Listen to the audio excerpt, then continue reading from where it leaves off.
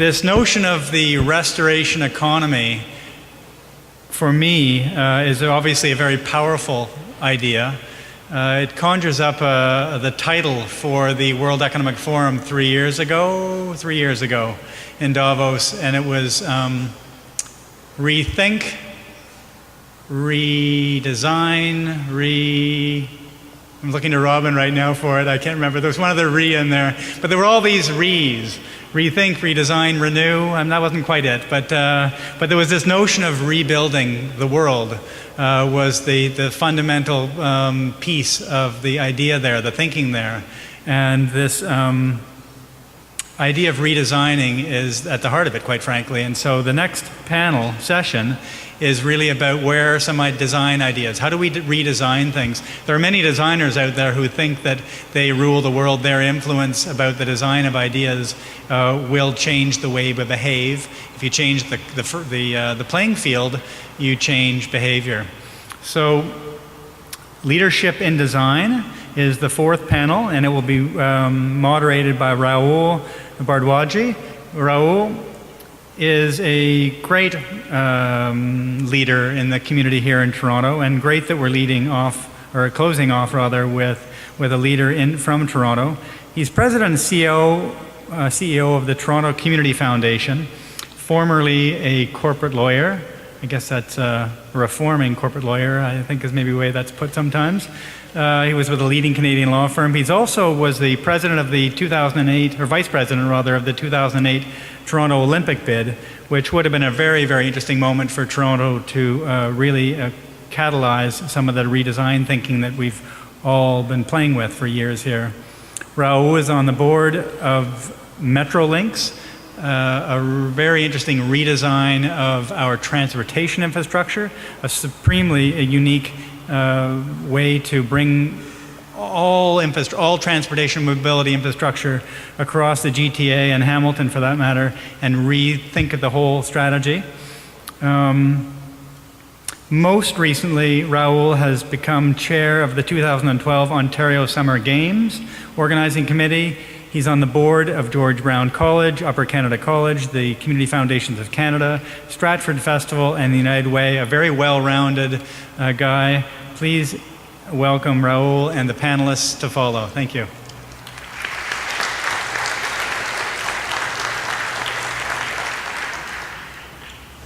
Thank you, Jeff, for that very kind and long introduction. Those are some great questions coming out of the last session, and I'm hoping we're going to be able to stimulate the same level of discussion and debate here. Sounds like you've had a very interesting day, and I can see by the look here, everybody's been using their brain cells quite a bit, so we're going to wake them up a little bit as well. So now it's my pleasure to introduce to you our panel today, and I'll start on my immediate left. Right here we welcome Renée Daoust. Renée, welcome. She's both a project and design architect and principal with Daoust Lestage, Inc. And I think you have a longer bio for each one of them in their own, in your brochure, so I won't go into too long. I'd also like to introduce to her left, Luigi Fry. This is a great day for me because now I know Luigi actually owns a tie, so thank you for that experience today already. He's the director of the School of Design at George Brown College and oversees the Institute Without Boundaries. And I don't know about you, but the first time I heard that, I thought that was really cool, so well done on that side, Luigi. Next to Luigi, we have Nina Marie Lister. She's an associate professor of urban and regional planning at Ryerson University and visiting associate professor at Harvard University Graduate School of Design. And to Nina's left, we have John Lawrence, who's currently the Director of Corporate Social Responsibility for Walmart. And this is a position he's held since 2006, so it's good to know that Walmart's been in the CSR business since 2006, John, and we're really looking forward to some of the things you have to say today. So please join me in welcoming our panel today. Renée, will you be starting with us today? Great. And I think Renée will be starting with her presentation, and I think you know the format. We'll have a presentation from each one. We'll start seeding some questions, and of course, we'll also look forward to involving the audience in some Q&A too. Renée?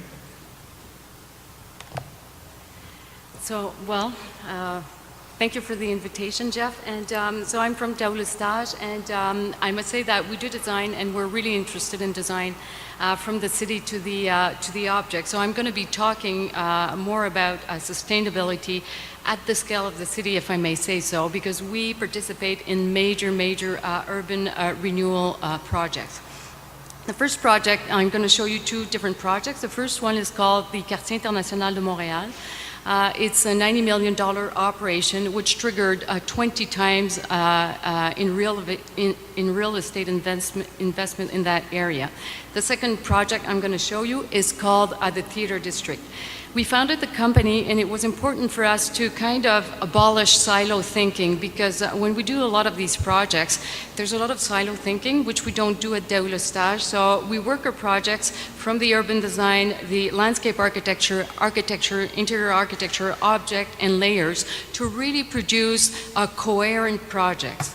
So the International District is a $90 million project. Commission was really to create a district in a totally destructured area, because it was located, actually it is located, over the sunken Ville-Marie Highway. It was a public-private partnership, actually, and as you see, when you see the pictures, the convention center was sitting in let's say, in the middle, in the core of that totally destructured area. So what we did at first is that there was a conductor associated to the project. It was a private conductor, actually. He was called Jean-Claude Scrère from La Caisse de dépôt et placement du Québec. And what we did is that we created 3 north-south connectors to retie together urban fabrics, one from the Old Montreal to the Central Business District. 3 connectors, north-south, the first one being called University Street, where we wanted to theme the space and create a literal gateway, a portal actually to access the International District and the Central Business District.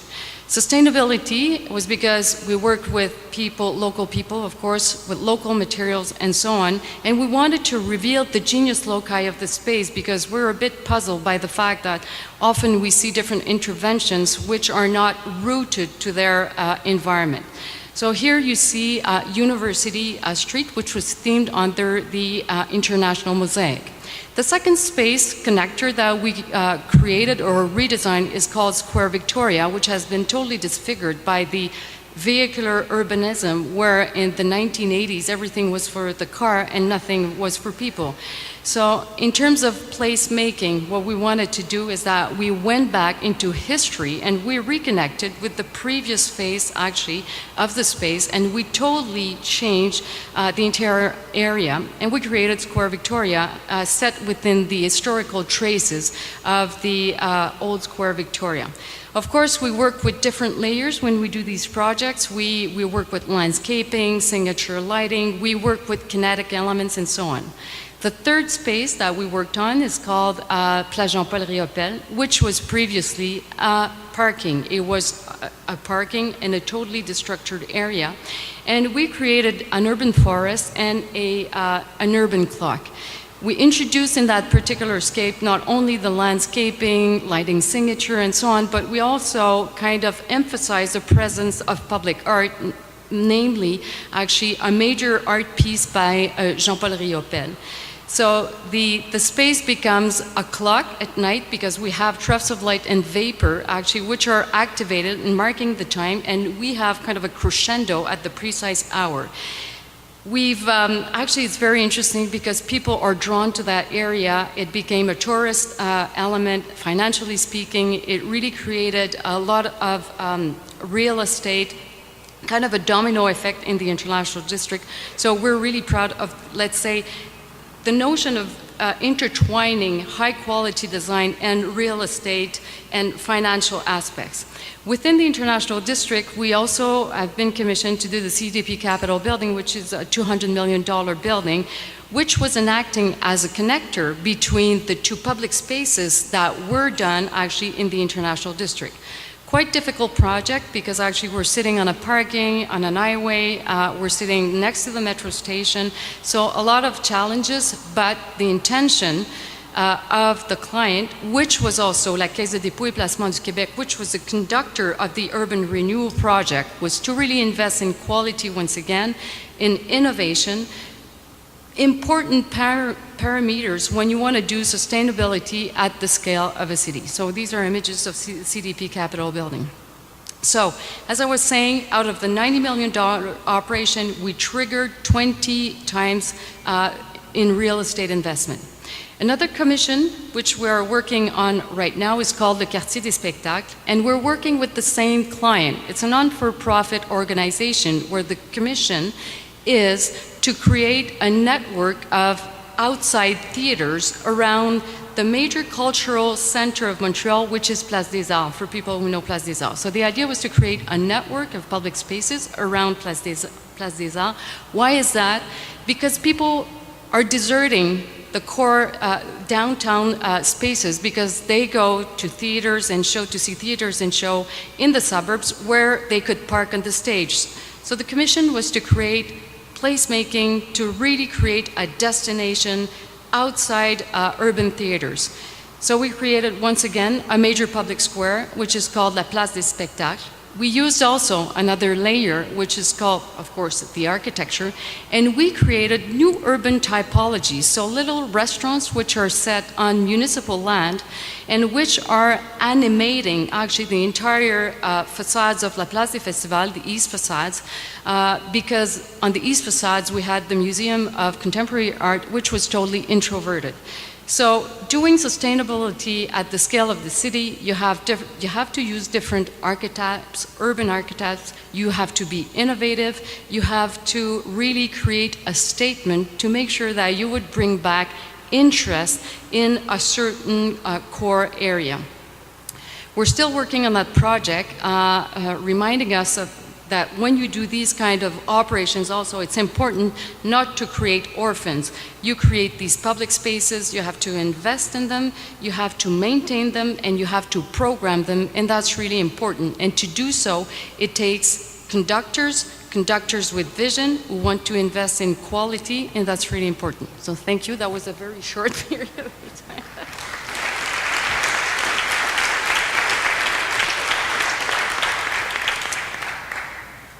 So I'm Luigi Fry. I direct the Center for Arts and Design at George Brown and the Institute Without Boundary, and I've had this incredible pleasure over the last 9 years to have founded the Institute with Bruce and then to have stewarded it as he moved on. It's a think and do tank. It's an academic program. It's a research center. It's a commercialization division. It's interdisciplinary, international, and it's focused on systems thinking. We started the Institute to really try to break the boundaries between disciplines, to try to look at the solutions to the problems that were plaguing the globe. And it's, for me, it's really, as I've worked in it for the last 9 years, it's really about changing the knowledge economy to a wisdom economy. And what do I mean by that? It's by understanding not just the how and what, but the consequences, and to really share in the knowledge. We did the Massive Change Project, which is about distributed learning. We followed it with the World House Project, inspired by Martin Luther King, which was really about how we are one family on the planet. And now we're working on the City Systems Project. This is our World House Matrix, which helps us look and understand at things like the way Leonardo described them as a flow of systems in the cities. And how do we create frameworks for understanding and challenging and problem solving in the future. And so we test this tool. We test it with families when we try to design a house with them, and we learn things. We learn really interesting ideas about which systems leverage other systems. How does energy impact identity? How does identity impact energy, etc. One of the things we've done is we've developed a thing of timelining, which puts everything into context. We try to understand things contextually across time and through the systems. And we really believe in the emergence of a kind of transfiguration economy. This is a project we did where we imagined our world house as actually a system of dimensions so that there could be a global interchange of products and a reuse of products across places in the globe. We also believe in that you don't change the world just by dreaming, that you actually have to act. And so we do design actions. This is sketching in reality. So this is our living model of our first World House. We've done a subsequent 5 or 6 of those since we made this model. But you really, really learn by what the project tells you. We're invited eventually to Costa Rica by the government to look at the issue of global impact of tourism in the rural regions and planning cities in the rural regions, 17 of them. And so we designed a greenhouse, and what we learned here is that there really is not an answer that is global or local, but it's actually, there's a global mix that's critical, and that we have to look at local and global things interacting in a proper way. After that, we did a project called Renovating Your Neighborhood. We did this with Evergreen, and we were inspired by their work. And what we were trying to do is reimagine our suburbs and reimagine interventions by communities to change them with small, medium, and large interventions so that they would transform over time. We know we have to renovate everything that was developed in the 1950s and 60s if it's going to be sustainable for the future. And that led us to our last project, which we call City Systems, and which is what we're working on now. This is working with Toronto Community Housing, and really we came to an understanding that we're at a critical point in infrastructure renewal. We can't think, we're building infrastructure that was imagined in the 19th century, tested in the 20s, and built after in the 50s. And now we have to be imagining and building the infrastructure of the future. So this next project, we actually worked with a city in Chile that was totally in need of transformation. And through each of these projects, what I'm finding is that a lot of the things that we think we know about sustainability are untrue. This is a project where we're actually working with the mentally addicted, the mentally challenged, mental health people and addicted people. And the lie that everyone wanted to believe is that they couldn't live together.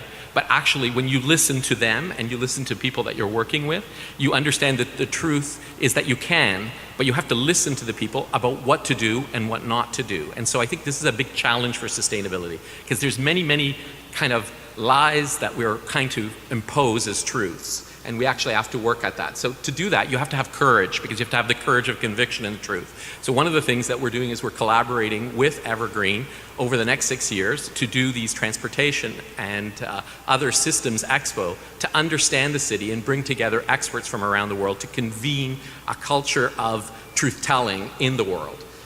In my own personal work, I've really sort of abandoned a lot of the ideas I had about sustainability. I really believe in something that I call SIMS, Scalable Interactive Modular Simulations. And these are ways of interacting with design. Instead of seeing design as a product or design as a system, seeing design as a process of interaction and transfiguration. And I started by making these benches that were furniture. Actually, Renée designed our school, and then we put them in our school. And we are constantly able to reuse them. They're an archetype that can be manipulated, and we've developed actually like an interface that lets you customize and create your own world out of these things. One of the projects that came out of that was done with CMHC. This is the Canoe Home. We worked with CMHC and Forest Stewardship Council. It's a place that erects in a day and comes down in the day, is designed with sustainable and universal and intelligent design principles in mind. It's been up and down 12 times, and it's the start of proving, but you have to sketch in real life. You can see Renée's design for the facility, and you can see our Sims furniture that I've been designing in the place. But the amazing thing about this is when we're moving, and we've moved sometimes 6 or 7 times, this furniture keeps moving with the school. And the exciting thing is no one wants to throw it away. But that's a big problem. So here's another version of a Sims. We call this one the open lattice, as opposed to the other one, which is the benchmark. And the open lattice for me is a way of building everything so that all things are included in it. And for instance, here you've seen this cross in wood. Here, the students have taken the open lattice, turned it into an exhibition. We've reused that open lattice to do another 5 exhibitions. And actually, we're now using it to build an eco-shed, which we hope will power houses in the future, so that instead of having to renovate your house, you just stick your eco-shed in your backyard. So we're a big believer in distributed solutions. So here is the open lattice, again, as an artwork that I created for Louise Alexa of Decla. And here you see symbols of love from every different country. And it's actually made of fossil fuels. It's acrylic. And for me, it's representing how fossil fuels should be used. They should be used for things that are permanent. And the symbols of love are really about what we need most right now, which is we know that when things aren't working, it's because it's usually we're failing to love. And I think actually, if it's not working in your marriage, it's not working at work, it's not working in the world, it's because we're not sharing properly or loving properly. Thank you.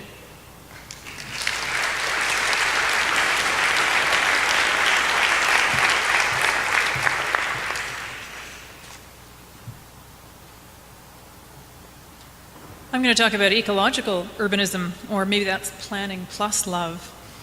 This is a tangible approach to sustainability. It's grounded in the infrastructures and processes of landscape. Why? Because as we've heard today, ours is an urbanizing planet. The boundaries between urban and rural are blurred, and our sprawling settlements bleed into one another. We now live in mega regions that encompass whole landscapes and ecological processes. At the start of the 20th century, as we've heard today, only 10% of the world's population lived in cities, and by 2000 that number was 50%. In 2025, there will be 5 billion urbanites, with 2/3 of them in the world's poorest countries. Only in New York and London had over 8 million residents in 1950, and today there are 22 megalopoli. Our cities are the only landscapes that many of our children will ever know. So in the next 10 years, 100 million people will move to cities, half of them children, who will have no permanent lodging. North Americans were luckier. We've got lots of homes, really big ones. So that despite the promise of suburbia, it's actually hard to get up close to nature in the mega regions we inhabit. And when we do get up close to nature, it isn't always pretty or comfortable. The further we retreat into our McMansions, the more strained our relationship with the natural world.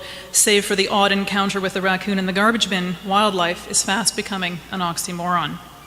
But there is a growing movement to remediate our relationship with nature and the ecologies that sustain us. Fish icons remind us that our sewers lead to drinking water, and that floods are natural. They happen again and again, time and again. Ecological processes, invisible, buried, or forgotten, are still at work. The job of ecological urbanism is to reveal, reconnect, and reaffirm them. But we've got our work cut out for us.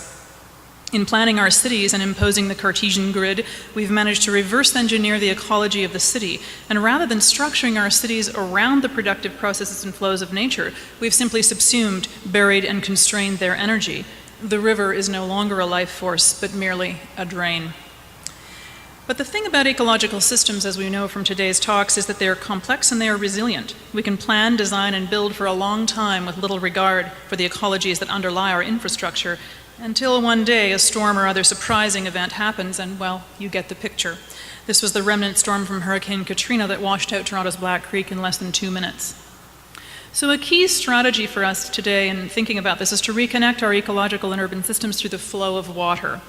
From Malmö to Toronto to Mumbai, there are many designs for so-called blue infrastructures that carry, clean, and filter stormwater, from these whimsical, artful screens that bring road runoff to the soil to bioswales and bubbling fountains that filter and percolate. Blue infrastructure is actually at the heart of Waterfront Toronto's ambitious 30-year plan to revitalize our city's waterfront. Ginormous Ferris wheels aside, international design teams have proposed various strategies to recalibrate our Don River and the quays and the shoreline, and with it, our very relationship to water, that life-sustaining force. Well, this design here proposes renewing the mouth of the Don like one of many. It's not restoring it to some imagined pre-colonial idealistic state of nature, but rather fundamentally restructuring the portlands to accommodate the dynamic hydrology of water. Flood-friendly communities are an important shift in design thinking under climate change scenarios, where rising waters and increasing floods are likely. Similar blue infrastructure strategies are being implemented in other Great Lakes cities. Minneapolis, for example, is undertaking a bold redesign of 9 kilometers of the Mississippi riverfront. The aim here in this scheme is to transform the river's post-industrial edge for public accessibility, parkland, recreation, and flood management. Plans even include an industrial ecological approach to using or reclaiming waste heat for hot pools. But of course, you all know about green infrastructure. These are well-established techniques, mainly in Europe and not quite mainstream here. These usually include the application of a layer of living landscape or plant material to the harder built infrastructure. Familiar examples to us all are green roofs, turf pavers, and in this case, embankment planters as used in the SkyTrain station in Vancouver. A more innovative approach might be the integration of living systems with materials within the actual infrastructure, not merely a surface treatment. Examples include green screens and living walls that permit water penetration for humidification of buildings, or edible landscaping and vertical gardens for shade and food, bioswales that filter and clean and not only control the flow of water. But it's important to remember that landscape itself is infrastructure. More than 90% of our urban landscape is paved, impermeable surface designed principally for the private automobile. And we can't even begin to approach an ecological urbanism without taking on the car. Copenhagen, Amsterdam, and Malmö, Sweden are bike-friendly cities, for example, that offer a range of design strategies for people-centered mobility. The use of dedicated raised cycle paths, raised tracks, soft pavers, and green trails are all means by which we can design ourselves out from under the car. The Danish urbanist Jan Gehl reminds us that we ought to count how many times we make the cars stop for people on your way to work, not the reverse. But our transit infrastructure can also be repurposed for an ecological urbanism. New York's High Line is the most recent and well-known example of a post-industrial rail line that's been put to good use as a public space, a public amenity and park.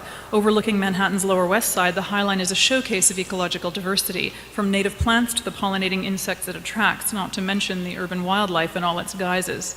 Which brings us back to wildlife. As our roads reach out ever further from the city region, our wild places have become fragmented, habitats divided, and the potential for collisions increases. A matter of both human and animal safety, wildlife vehicle collisions have increased by 50% in the last decade, and they now cost Americans an unbelievable $8 billion annually. So how did the bear cross the road? Well, yes, animals require bridges too. Ecological urbanism necessarily includes infrastructures for both humans and wildlife. These concept designs by a Dutch and a Canadian team respectively emphasize new materials, new methods, and new thinking about transportation infrastructure for two clients, humans and animals. In bridging the cultural and natural worlds, these wildlife crossings are one of many new frontiers in an integrative infrastructure. Built structures that combine with a living system, creating new surfaces that literally reweave our landscapes. Ecological urbanism is integrative, adaptive, and dynamic. This is design that embodies nature itself, the best example of sustainability we have, which brings us full circle to Evergreen. 5 years ago, Jeff, you challenged us in Toronto to rethink space, and Evergreen has led the way by example. Together, we're testing new strategies and finding new tangible solutions to sustainability as we rethink, remake, and reinvent a renewed relationship with culture, nature, and the city. And this is ecological urbanism, and it's our future. Thanks so much.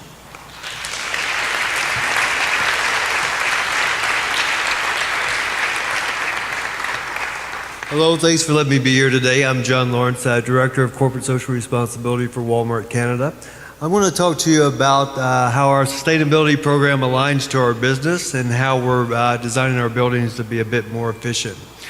We're still learning. We have a lot to learn, but we are certainly working on it. Before we jump into that, I did want to tell you about a program that we just launched last week, and it's the Walmart Green Student Challenge, and there's a bit of information about it in your program. And we're looking for the best ideas in design around business sustainability from the next generation of students, so post-secondary students across Canada, and there's $100,000 in prize money, of which $30,000 would go to the winning student. So take a look at that, please. In 2005, we launched 3 broad aspirational sustainability goals. And these are them: to be supplied 100% by renewable energy, to create zero waste, and to sell products that sustain people and the environment. Every one of our decisions or projects around sustainability align back to these 3 goals in some way or another. We know that our work in sustainability lowers our cost. When we're able to lower our costs, we're able to buy for less, sell for less, and grow sales, which is obviously our business model. We really see sustainability as efficiency, and efficiency has been part of the Walmart model since our very first store opened. We take a 360 view of sustainability, so we work closely with our suppliers and NGOs. We learn from our communities, our customers, our own associates. We even work and collaborate with our competitors. We see that working with competitors is certainly beneficial, and we don't see sustainability as a competitive advantage. This is our Balzac Fresh Distribution Center that we opened last year. It was probably our biggest sustainability project of 2010. This particular facility is projected to be 60% more energy efficient than our traditional distribution centers. It has 16 solar panels where we're testing solar, which heats the water in the facility. It has a wind turbine that creates enough power for about 54 Canadian houses. But one of the more unique features of this facility is the hydrogen fuel cells that we use for our pump trucks inside the facility. This is our creative shop, by the way. It reduces greenhouse gas emissions by about 530 tons, the use of the hydrogen fuel cells. It also increases productivity and lowers our costs because they last longer, and they also are much more efficient because they only take about 3 minutes to refuel. Waste is another big issue for us in the facility. We diverted 90% of our waste from landfill during the construction process. Right now, all of our DCs across the country have a waste diversion rate of 86%, and corporately, we have a waste diversion rate of 85%. We also utilize infrared scans when we were building the building to see where we were losing energy and made the corrections there. These are some of the other features that are in the building. Probably the single most feature in the building that saves energy is the leading edge refrigeration systems.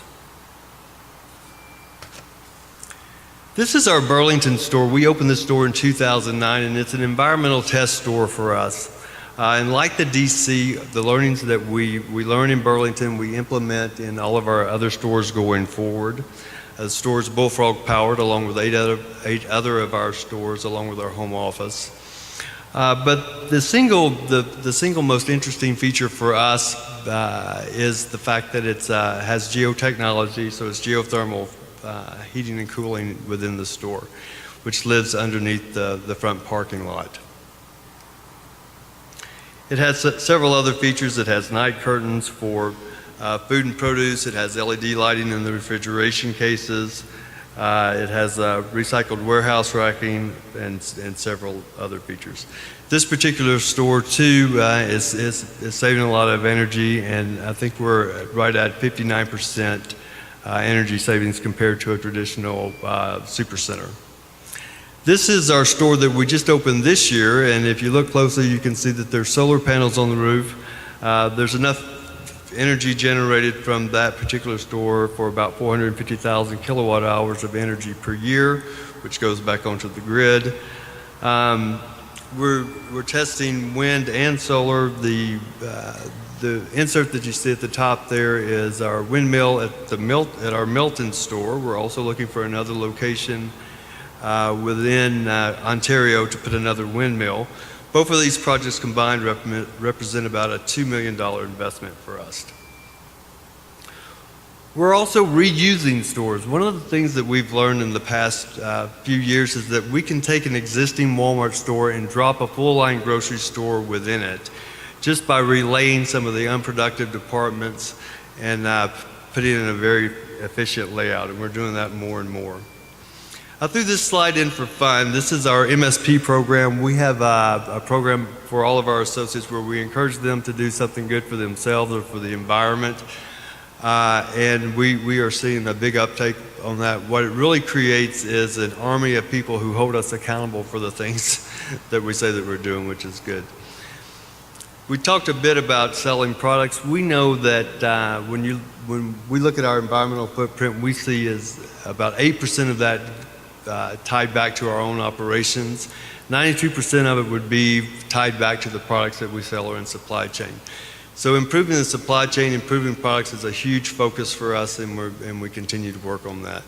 We invite you to follow us on at Walmart Canada on Twitter and sharegreen.ca to learn more about that Green Student Challenge, and take a look at our latest CSR report at walmartcsr.ca. Thank you.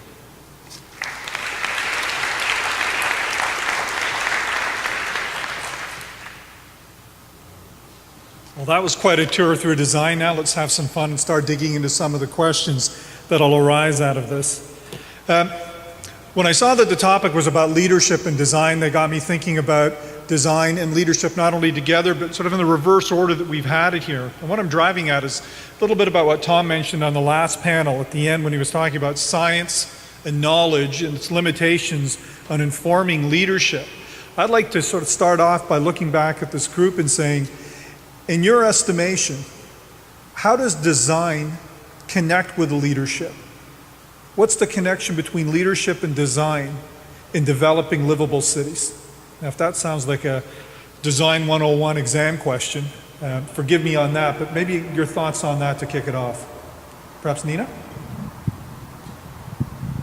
Well, design is the manipulation of matter and energy, and we lead by example. We build things and we make things, and when we make good things, they are exemplary and they show people that it can be done and it will be done.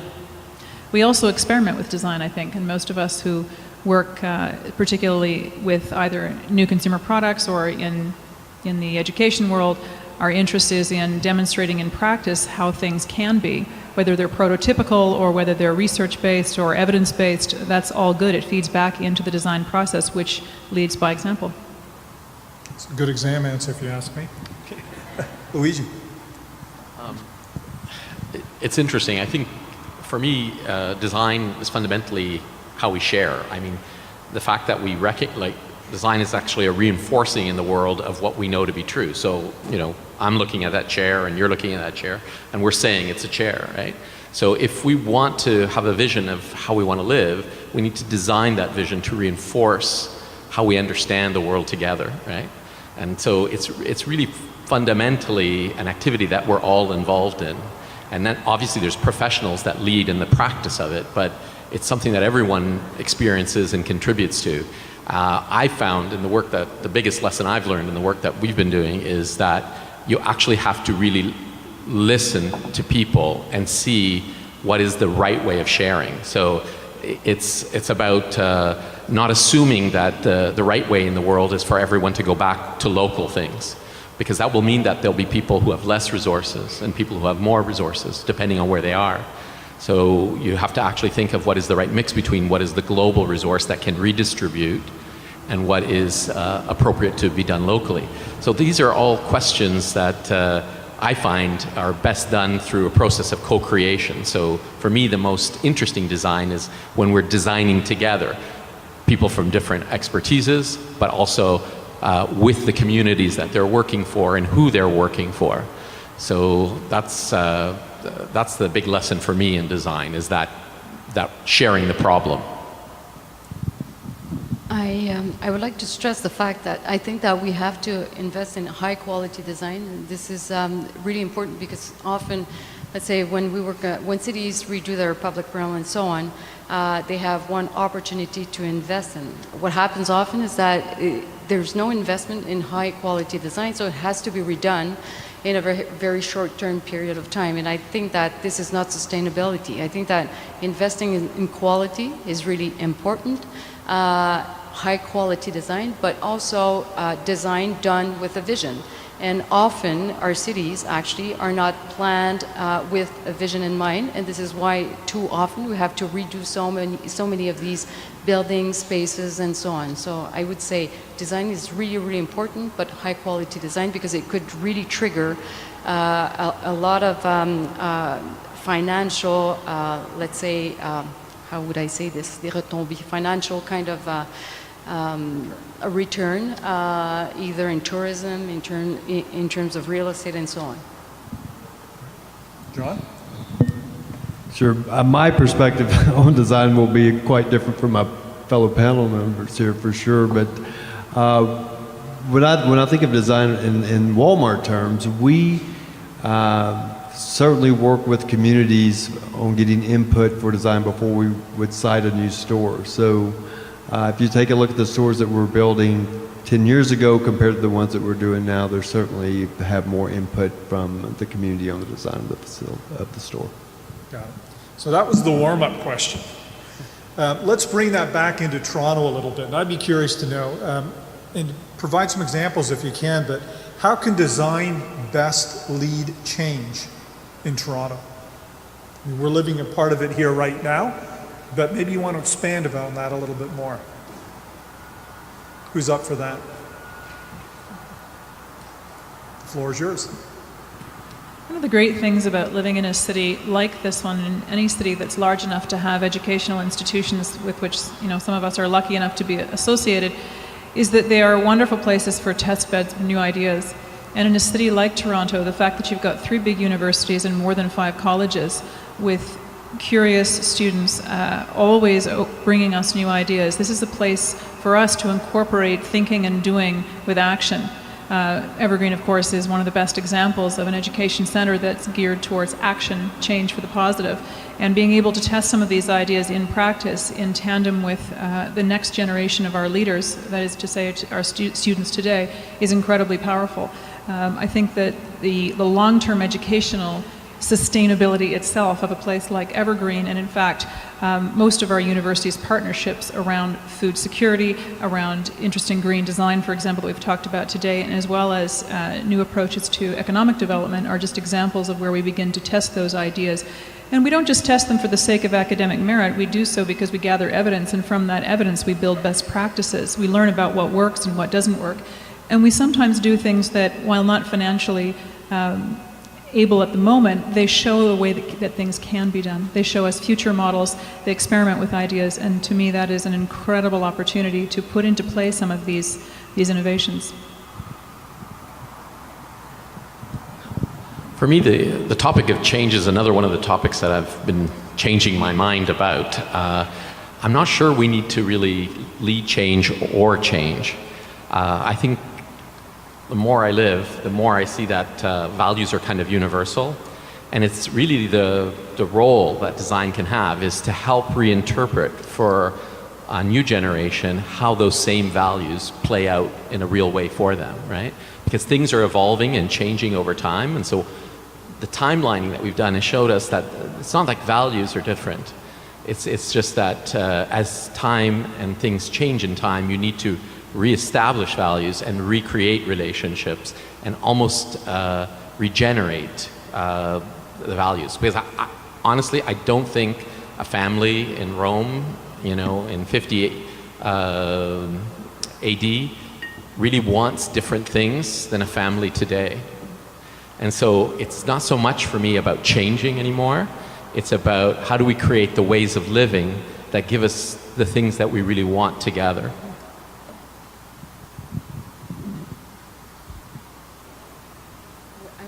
I would like to have the question again because what could we do for Toronto, right, in terms of... Sure. In fact, you've got a particularly interesting perspective being well, from outside. It's a different one. So, but it's associated to design, right, and Absolutely. sustainability. How does design lead? I think that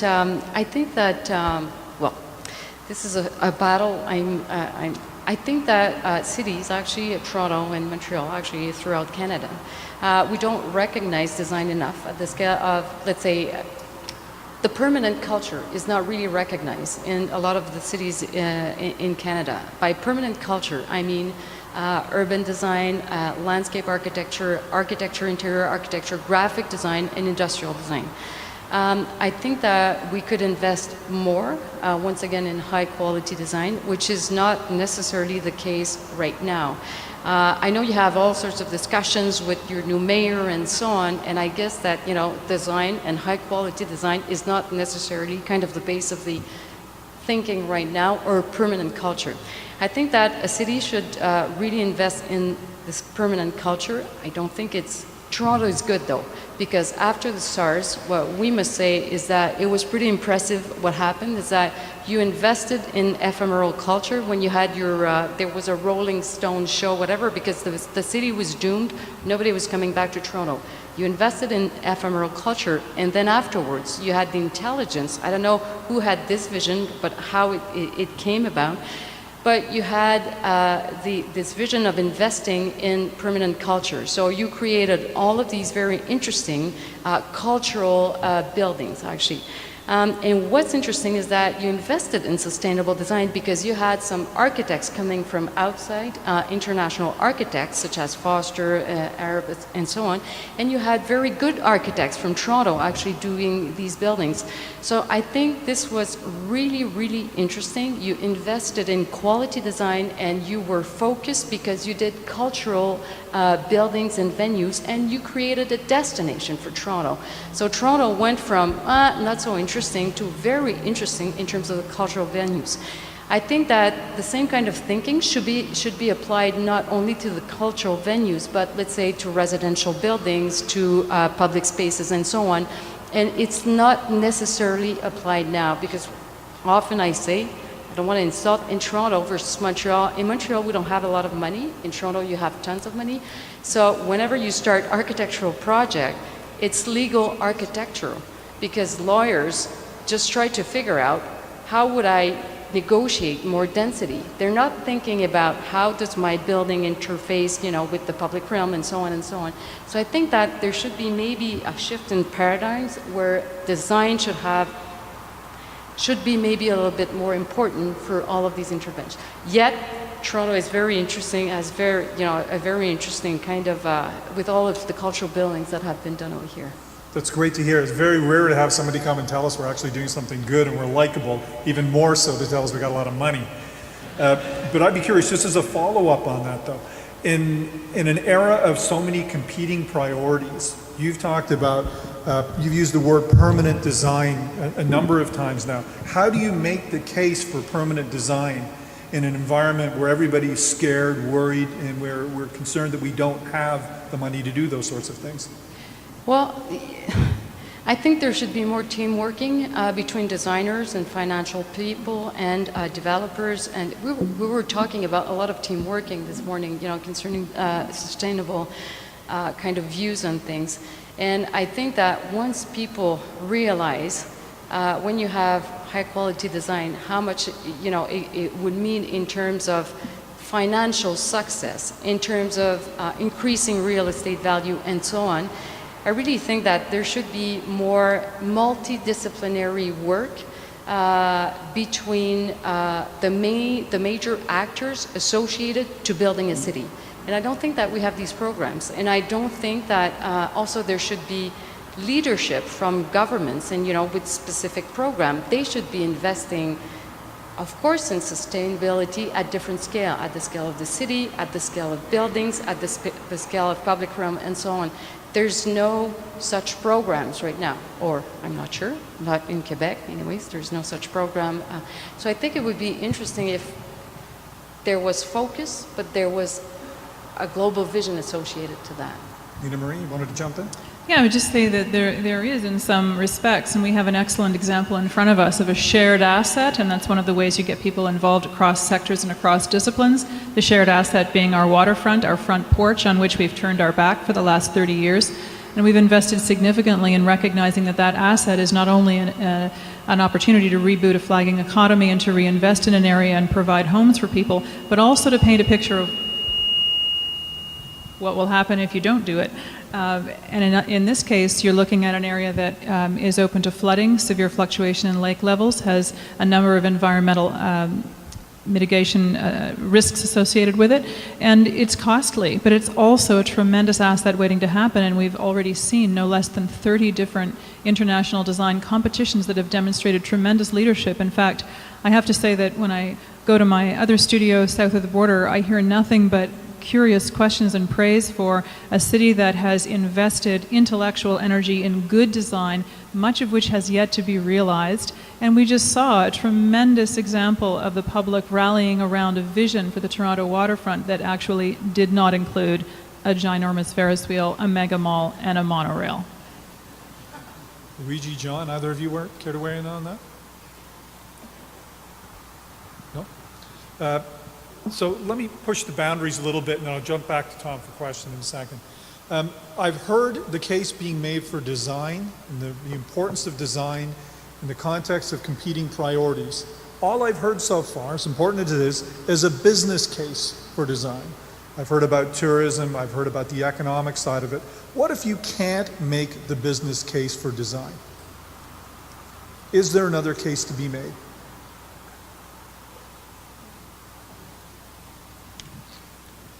John? Well, in our case, I think that there is. I mean, certainly making the business case is a huge priority at Walmart.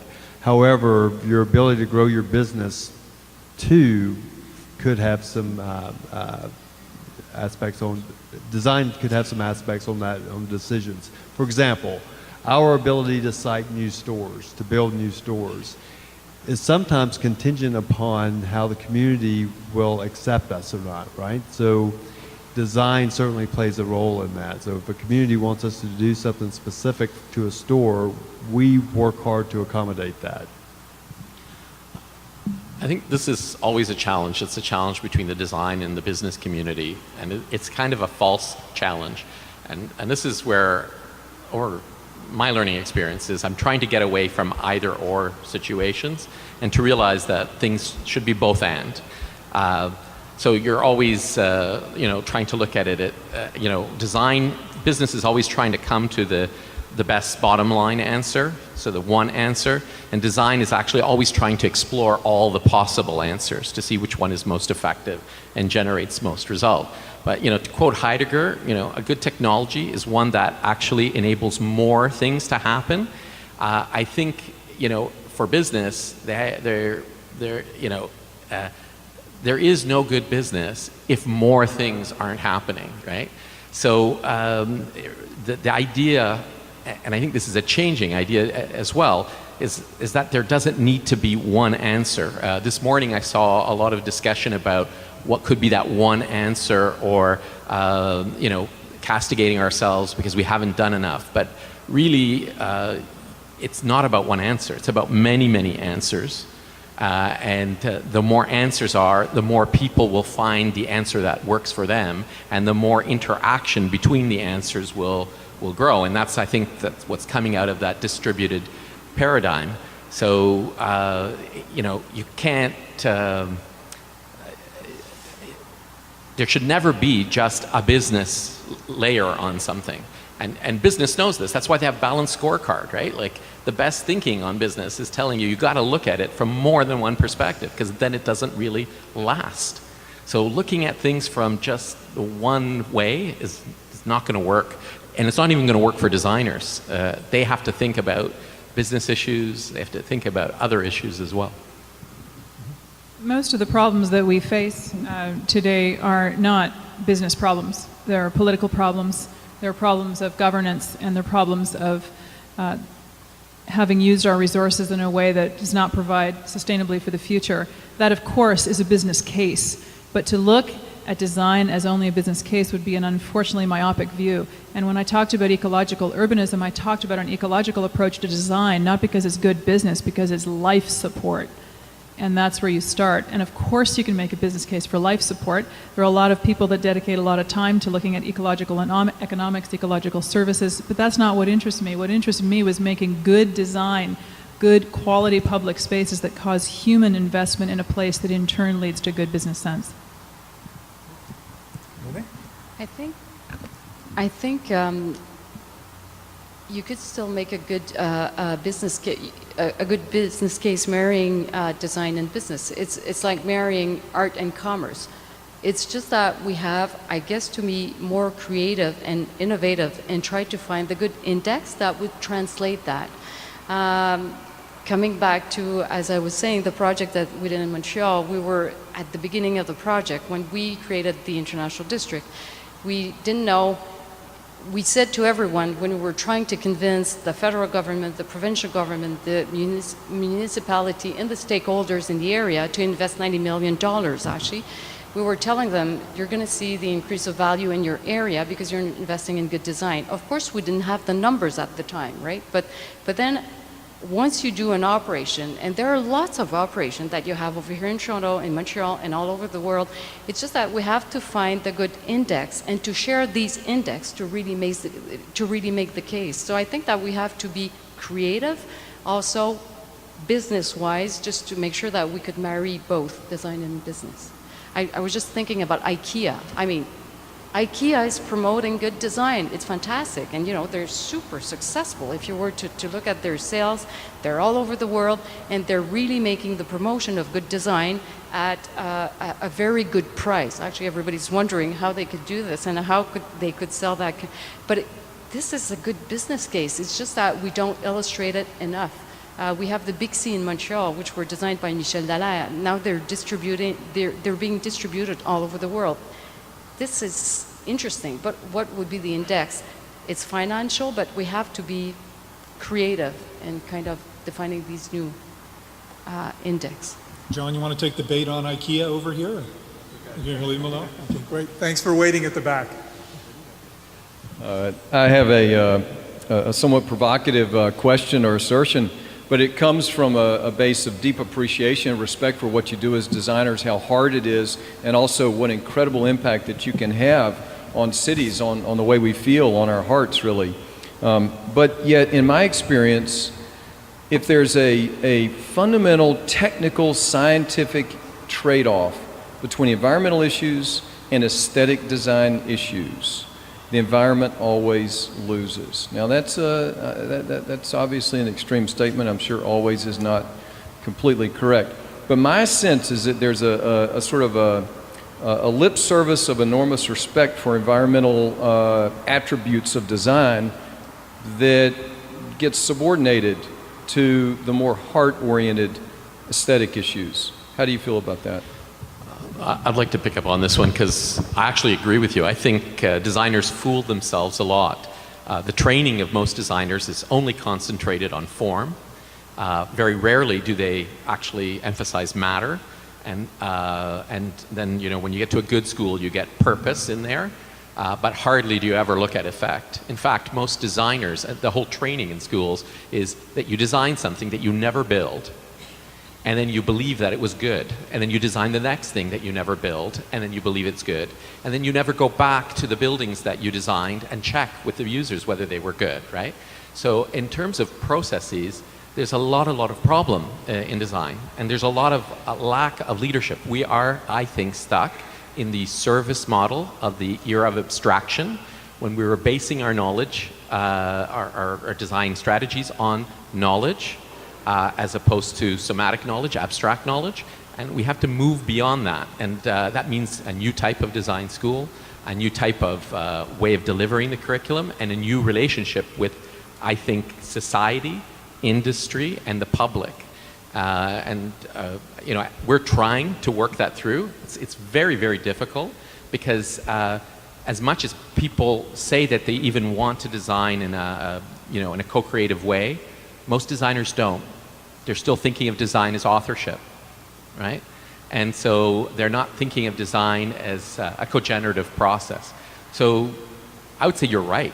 And the worst is that they really don't want to listen to to the people that they're designing for. They really don't. And it's really hard to get over that. I've worked to get over that, you know? I used to design houses for people who really wanted to design them for themselves. And I realized I should be designing systems that help them design them for themselves. Nina Marie? I have a little bit of a different perspective on that. Maybe it's because I'm trained as an ecologist first and wasn't trained to look for beauty in design, but functionality in design and how that would translate. But certainly, Luigi, your observations are true in some sense, but I would say that's a bit of a bifurcated reality now. It's an oppositional stance between environmental function and or aesthetics. I think the and is operational now. We're at a time when, you know, it used to be that green buildings never won architectural awards. They were kind of the hairy granola pile over there that nobody really wanted to acknowledge. And now, in the last 15 years, we've seen more and more high performance, environmentally responsible, sometimes even ecologically designed, if not buildings, then building treatments, then the landscapes in which they perform, getting recognition in terms of design awards, which leads us to assume that there's some sort of aesthetic caliber or good design about them. And I think we're seeing more of that, not less of it. People are realizing that you do not need to trade off ecological performance with aesthetics or what's called good design. If they function well and they do their job, they integrate their services, they provide a net gain, and they look beautiful, and they're loved by their users, that is good design, and it's irrespective of whether or not it's ecological or architectural. We have time for another question? Yes. Is this working? Okay.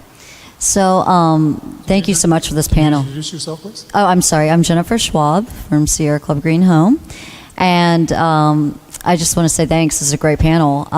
It's taken me back to my art center days. I was there in 05, 06, 07, and I was intent on coming out of there with a sustainability-focused environmental design major, and I found it extremely difficult. And it seemed like a lot of the professors were talking about it, and they were intrigued, and they encouraged us to do our research on green materials and understand the benefits of, looking forward to designing for efficiency in systems. But when it came down to it, when we were in the shop at night, everybody was using toxic materials. Clay modeling was common, styrofoam, acrylic. And quite frankly, when I would experiment, it was almost frowned upon. And I'm wondering, that's been about 4 years. Has that changed in the schools that you guys teach at?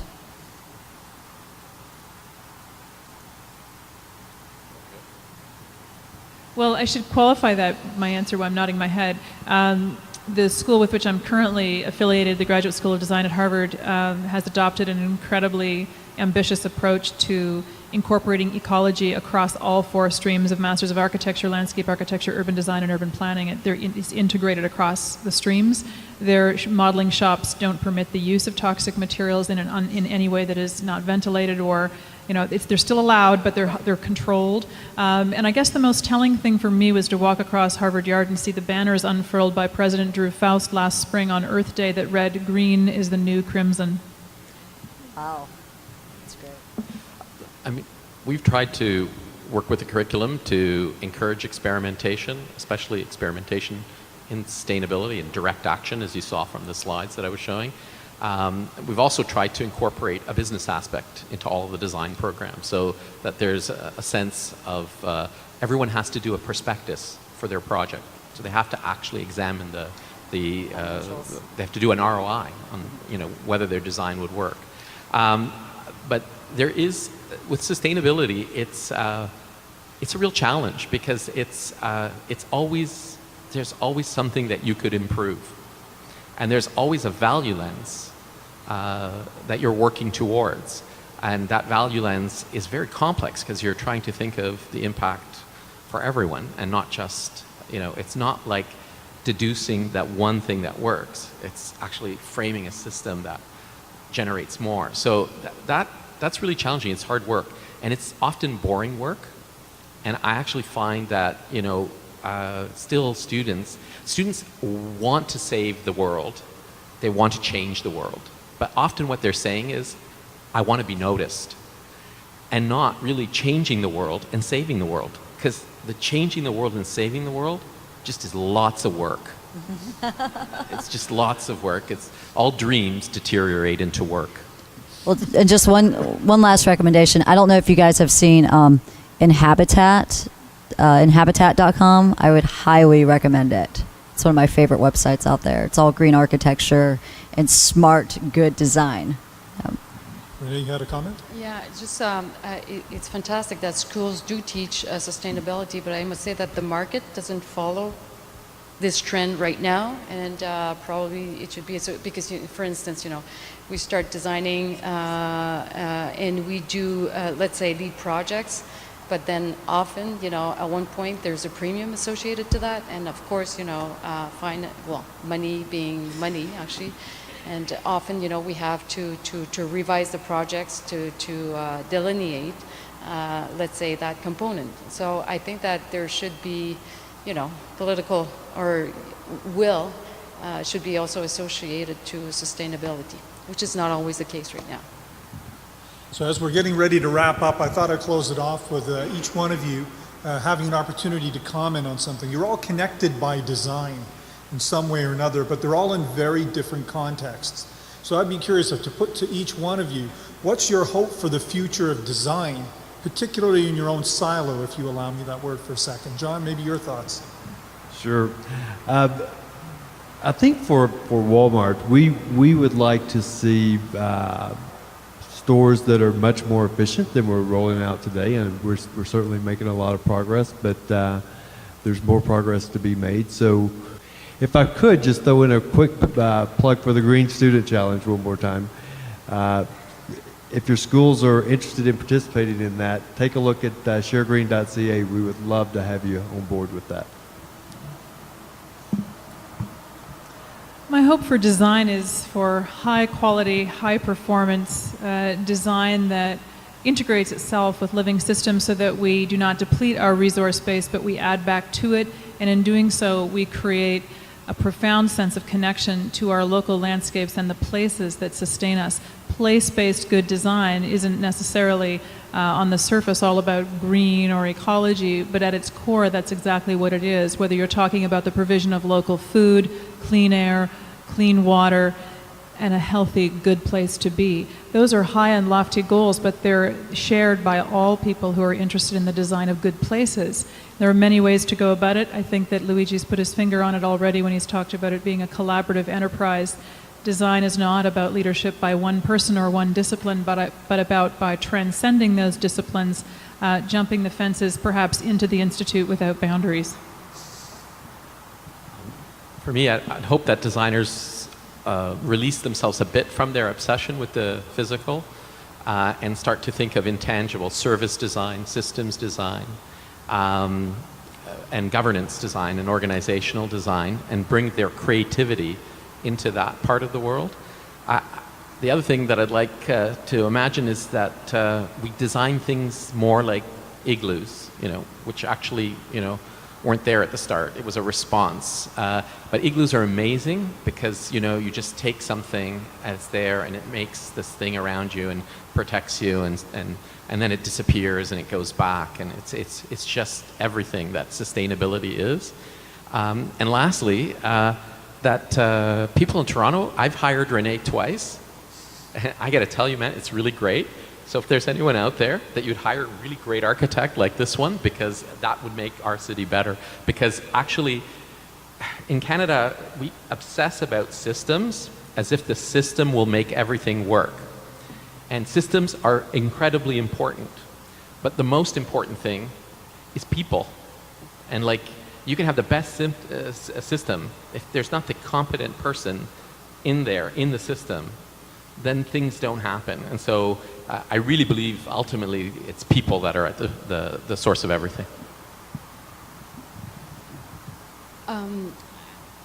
My wish would be, let's say for the government, for the cities, such as in Toronto, to recognize the importance of doing sustainability at the scale of the city, which would mean there should be first an organization that would permit this. Often in cities such as Lyon, the lessons that we learn from there is that even though you're working on the public realm, it takes an entity which would be outside of the city because it's dedicated to doing or to investing in sustainability at the scale of the city. It takes focus, it takes vision. I would say also that, it takes proper decision-making process. And I would also say that it takes a lot of innovation, not only in the physical solution, but in the implementation strategy. You want to do it through a PPP partnership. You have to make sure that the quality, is the main objective of your project. You want to have people who would be good conductor. You want to convince politicians and so on. You were talking about the waterfront. It's the waterfront. I've been on the waterfront design review panel, and it's been quite a journey. I mean, it's a very interesting process. Mind you, the time frame of these projects are quite important, and we're losing it a bit in Toronto, and that's a bit sad. So what I would wish for is that cities would be convinced to invest in really global vision. They would be investing the proper money they would be having creative and good implementation strategy, and it would be team working between design people and financial people to create better cities. Well, thank you very much, and everyone please join me in thanking our considered opinions from our panel.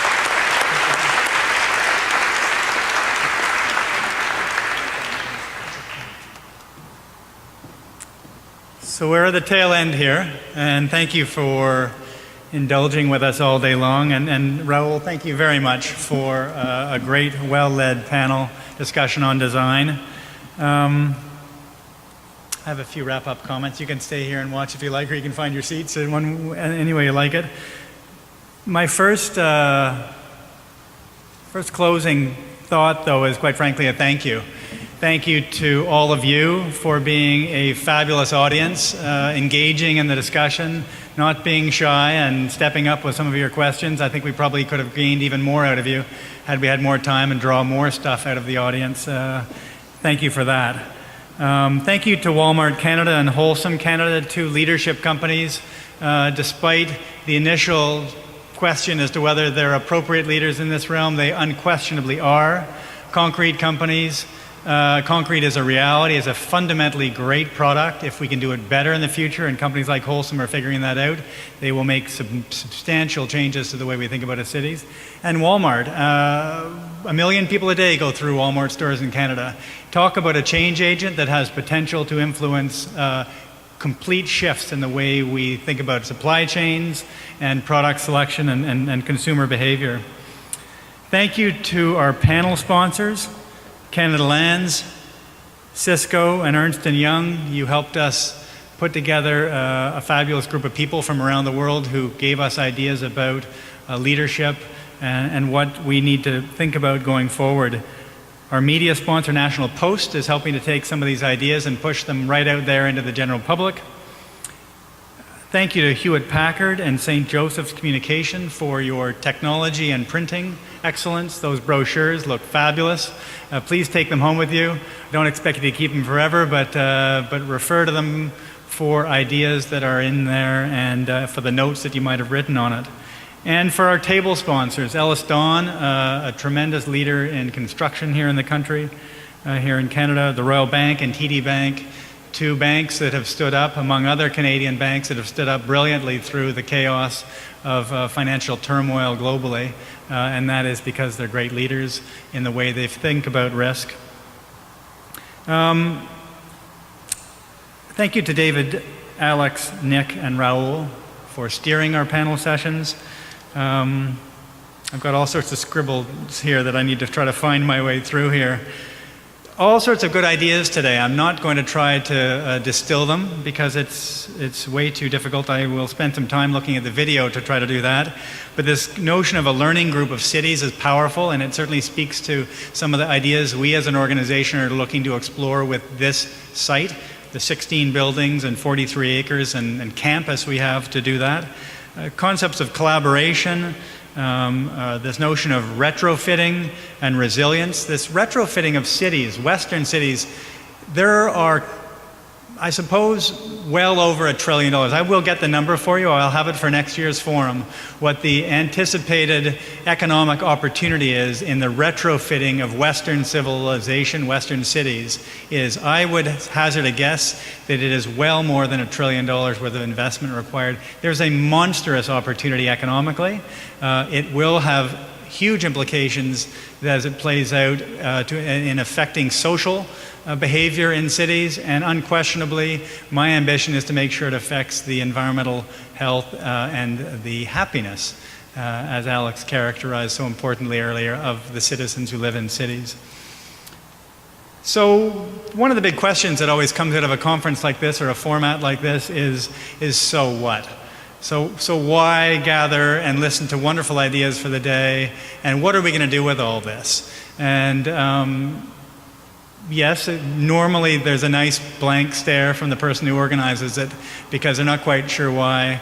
What we'll do with all this information? How will we move this stuff forward? Other than maybe suggest that please join us next year again for the same sort of conversation. We actually have a fundamentally different opportunity because of the campus we have here. So the so what for all of this is that as we go forward with the development of this property, the development of this project, we have a series of, this is a living laboratory that we have here. 42 acres and 16 buildings. We will be taking many of the ideas that have been conversationalized today, that have been discussed, and we will be developing a series of large-scale expos. If you haven't got a sense of how big this building is, you've been experiencing about 1/4 of it in today's format. It's a monstrous building. This time next year will be the tail end of a transportation expo called MOVE. We will fill huge portions of this building with a series of exhibitions looking at the past, present, and future of transportation in cities. We'll do a similar expo on energy, on water, on waste, on urban design over the course of the next 6 years. We will take ideas that are pulled from these forums and we will plug them into a very community-oriented format where we expect to bring people from our fabulously successful farmers market in to hear about what transportation ideas are possible in this city, among other cities. So the so what is in exploring on the site these ideas and actually putting them into practice and delivering them on site. So the quick request of all of you is to help us do that. Help us put these concepts, some of them are real, some of them are imaginary, and test them and make them real and make them available for the general public on site as we develop this laboratory here. We do want to develop this network. You represent a fabulous network of people, of thinkers, of actors. We want to knit you together over time and use this group to affect change. So please participate in the network we're trying to build. I know we all have too many social networks. We all get too many emails, but we'll try to make it worth your while. The weather has improved nicely for the tail end of the session. My request to you, if you have the time, is to take a moment to explore the property. The back end of the site is a giant quarry that was essentially a scar on the land 10 years ago, 15 years ago, a giant quarry 150 feet deeper than it currently is that's been restored. It is a brilliant example of how we can turn the clock back, how we can correct some of the mistakes that we've made. It's a great metaphor, but it's a literal example. The entire site has that. Next to us, if we can lift the blinds and maybe not pull down the black drapes, but get into the Kerner Gardens right next door, a really stunning space that gives you an example of how nature can be woven into buildings. So take 5 minutes, take 15 minutes. There will be tours offered if you're interested, run by our staff. But take a look around the site and go home hopefully inspired with a project, I might say, has been recognized around the world. In Washington a couple of years ago by National Geographic as one of the top 10 geotourism destinations in the world. This past winter, while we were still in construction, 6,000 some odd entries. This project was identified as the number 2 or the second best public space in Canada. We were still a construction site, so hopefully we'll rise up the next time they do that consideration. It's a LEED Platinum facility. It's a place for all of you. It is a public asset. The federal government put $20 million in. The provincial government put in $15 million. And the general public, we still need a little more out of you, another $5 million, to be perfectly honest. We are still looking to close the gap on the capital campaign. But $20 million has been contributed by individuals who think of this project and this site as an investment in our collective future. So please consider that same idea. So with that, thank you very much, and enjoy your evening, your afternoon, and we'll talk to you next year. Thank you. Oh, thank you. I'm going to point out one person who keeps me in gear all day long. Aurelia, who, please come on, join me up here. Aurelia began with us as a volunteer years ago. She became a very active shepherd of small projects running around the organization. She ran this event. She did a stunning job. She is my assistant. She keeps my life going. She's actually not my assistant. I feel like I'm her assistant, quite frankly. So together we put those together. Aurelia, congratulations.